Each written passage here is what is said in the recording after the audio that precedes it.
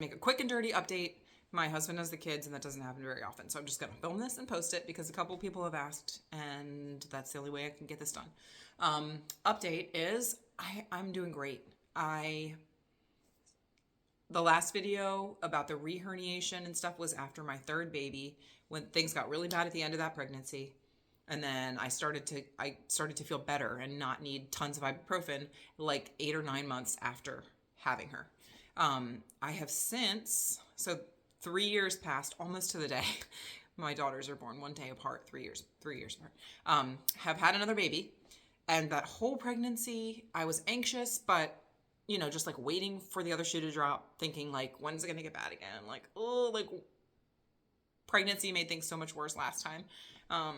But it didn't happen. God spared me. Healthy, mostly comfortable pregnancy, at least as far as my back goes, and postpartum period.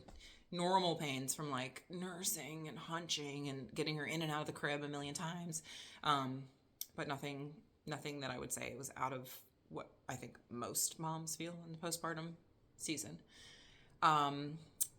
If I do like move furniture if I'm not careful and I do something that really exerts my body, like moving furniture, or even like getting the baby, now that she's like 20 pounds, leaning. I sit on the toilet when she's having a bath with the thing closed. Okay. Am I close? I'm clothed. Anyway, leaning to get her and picking her up with my arms extended and then twisting her out to put her on my lap where the towel is.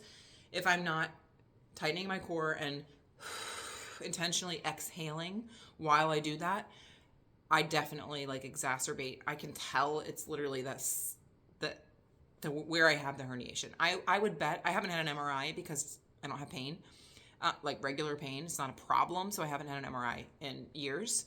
But I know the feeling, and I know that it's like still, it can still be, I think, extruded a little more, or it can start to kind of touch a nerve, but it will be a very local, like annoying kind of pain right where under my incision from my first microdiscectomy all those years ago.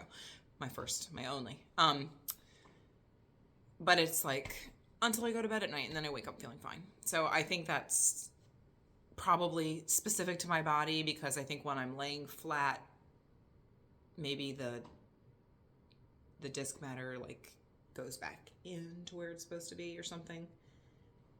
I don't know. I have no idea. No, I wish just like take that part back, but I'm not going to edit this. So just pretend I didn't say that part, because that's just a theory and I don't know what I'm talking about.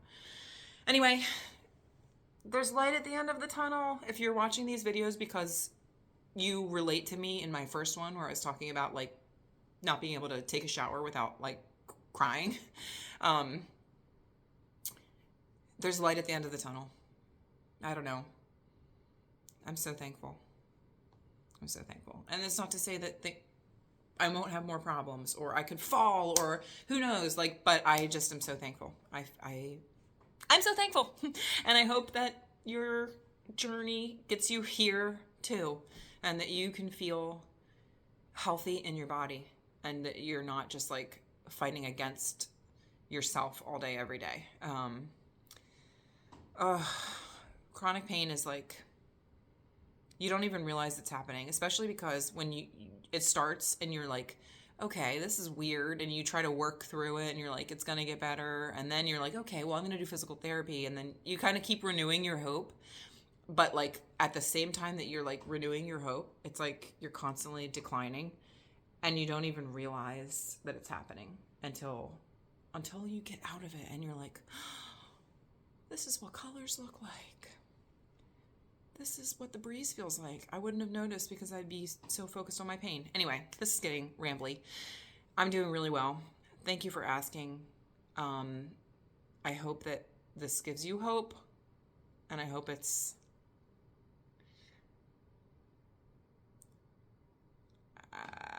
I said hope a lot of times. Maybe I will edit this, but I probably won't. Okay. I'm not going to. My kids are going to come back. I'm going to get some other things done before they come back. So hope. I hope I'm not giving you false hope. because everybody's different and my story is not going to be your story. But give yourself time to heal. And if you're young and if you want to be a mom and you're going through all that stuff, it doesn't mean it's the end of the world, and you can still maybe be a mom. And yeah. Okay.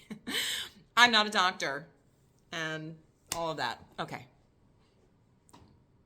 Let me know if you have any questions, any specific questions relating to babies or pregnancy or any back stuff or whatever, and I'll let you know.